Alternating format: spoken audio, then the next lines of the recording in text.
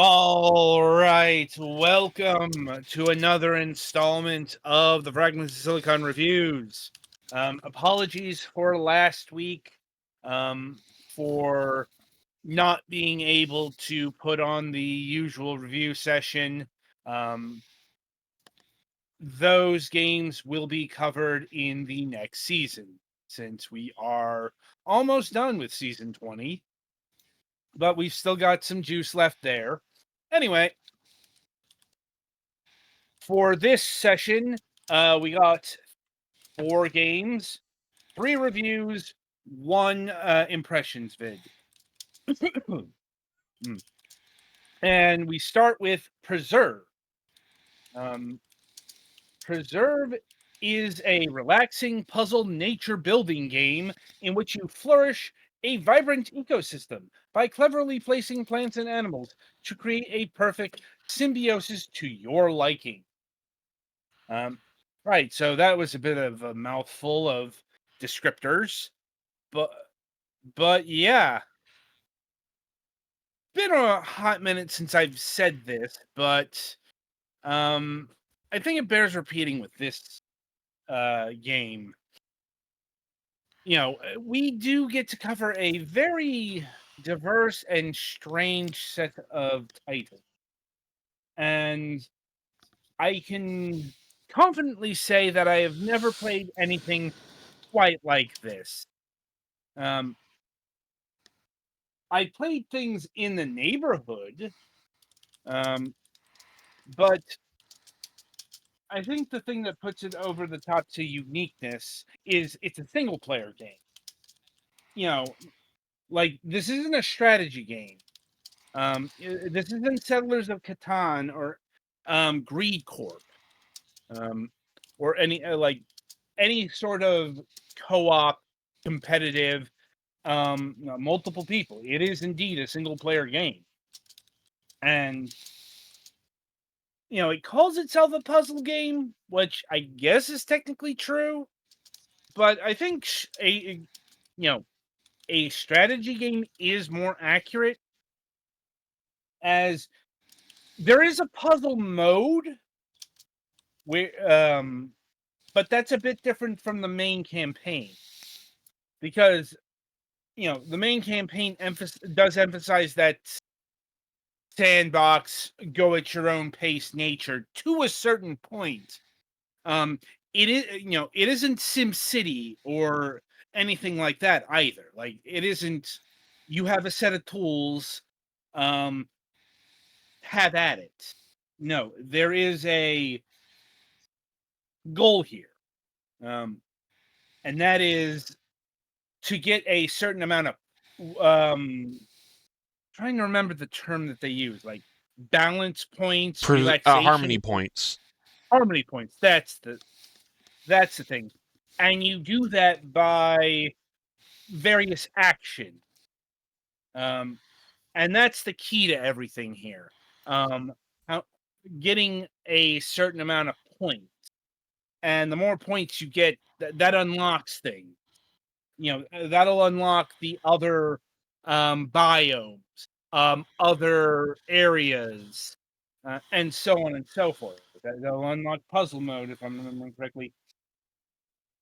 But yeah, so you get harmony points by doing pretty much anything and everything, like from watering the plains to planting plants, to putting animals into their proper habitat. And it's the animals there that are the next step up in terms of point acquisition, because watering watering, planting, all that, 1-2 points, depending on circumstances. The baseline for planting animals is 10 points. So that's that's where you really want to focus on. And indeed, that's where the puzzle mode comes into play, because the puzzle mode is presets, and you've got to place the animals in the proper place and get the right amount of points. And honestly, the puzzle mode is a good way to learn the advanced mechanic. Um, for example, um, in order to complete the very first puzzle um, biome here, you have to learn how to figure out how to place three different animals in one biome or one settler area. Like you put a like three trees adjacent, or three rocks, or three of anything next to one another, and that becomes a habitat. And your goal is to get three animals there. But the kicker is you can only put one animal per habitat. So you've got to figure out how to effectively merge your habitats um to get that. And it can work in reverse as well. Like if you merge two incompatible habitats in terms of animals, like because animals can only exist on certain habitats, like the goat, you like that can only exist in mountain ranges, for example. Whereas bees, they're plains and forests. So if you have those two habitats merge, you won't be able to have that animal. Or there's another variant to that I couldn't quite figure out, and that is it said the habitat was sustainable for three. Maybe I think that might be correlating to how much hex space there was, and I had to take out a card. So you know, the devil's in the details, um, so to speak. As for as for how relaxing it is, I'd actually say it's fairly relaxing at the base level. Um, there are no pressures to, like, you don't have to place a thing in a certain amount of time. You the aforementioned puzzle mode is the closest you get to that. Um, and so to cap things off, um, it isn't just a case of biomes being different skins. Um, so the grasslands here, the plains and forest, however you want to define this is the basic set. Um, every other biome here comes with an additional twist. Um, there is the African or savanna biome where you have two kinds of grass that are planted different ways. You have the yellow grass, which is planted by yourself, and then there's the green grass, which is planted via river. And with the additional caveat, green outranks yellow. That is to say, if you place rivers around your yellow grass, it's going to turn green. And yes, you do have to factor that into your planning and composition of biomes. The marine biome operates basically in reverse, um, because I think a bit I did forget to mention is what you're building up towards is unlocking more pieces of land that you can elevate up. In the marine biome, that is true, but instead of elevating up, you are elevating down. Or you're like, that is to say, everything is in the water, and you have to adjust and plan around that, because there are certain plants and animals that can only work in water, and there's only certain types that work on land. But by far the most complicated is the Jurassic biome, um, because that's the one where they introduced um, two-level layering or three-level layering. That is to say, there are three different elevations there, and once again, that's the center around your strategy. And I will be honest, that one's really hard because it's a literal order of magnitude more than what the other biomes have. So anyway, overall point here is, you know, the game looks simple and has, some a pretty basic learning curve, but it's also got enough detailed intricacies to keep you occupied. Um,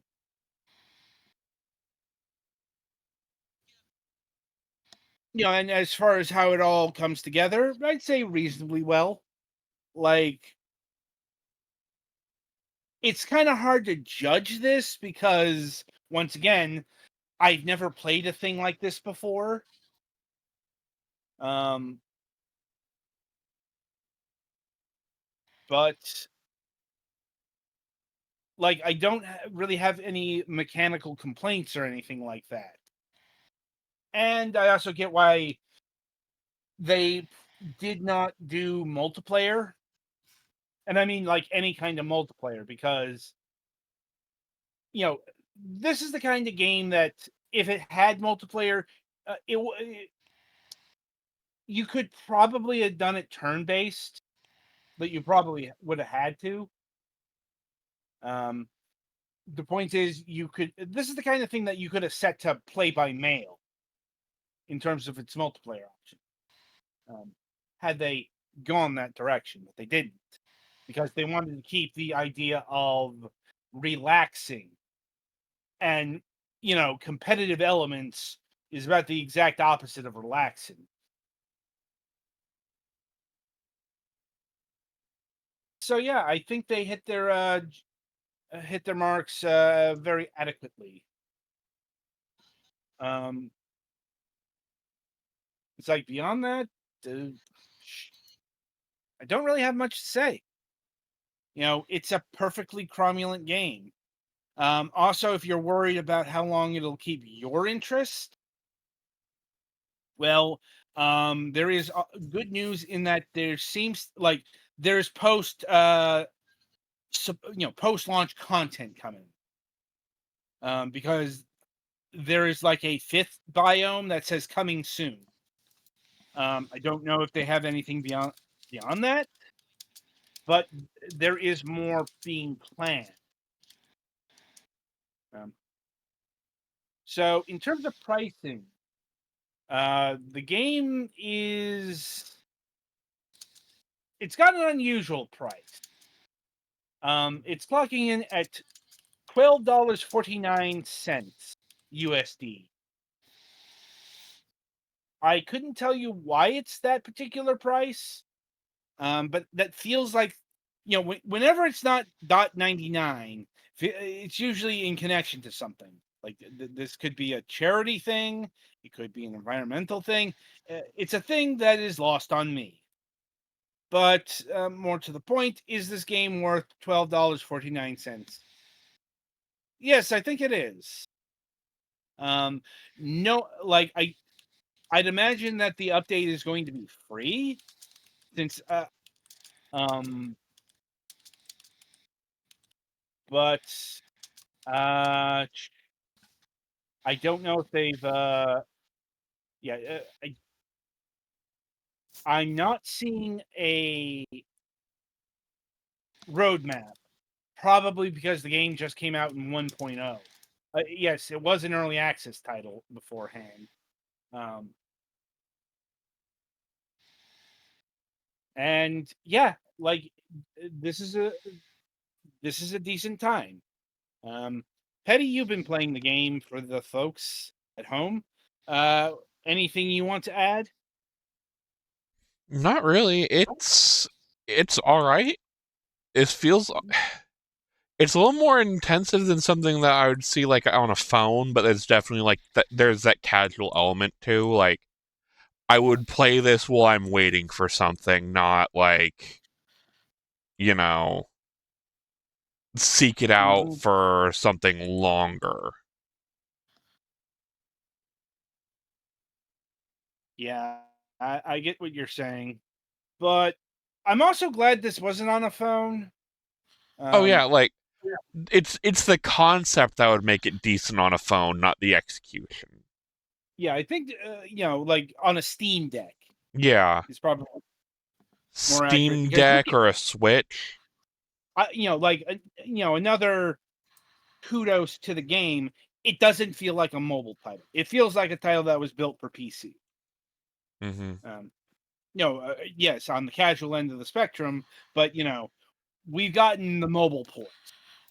Like, there's no ridiculously big UI elements here that give the game away. Mhm. Galix, anything you want to add? Nothing that comes to mind. Hmm. Okay then. So yeah, that'll about do it for Preserve here. Be sure to tune in after the break as Petty gives his impressions to hang on here. Stellar Warfare.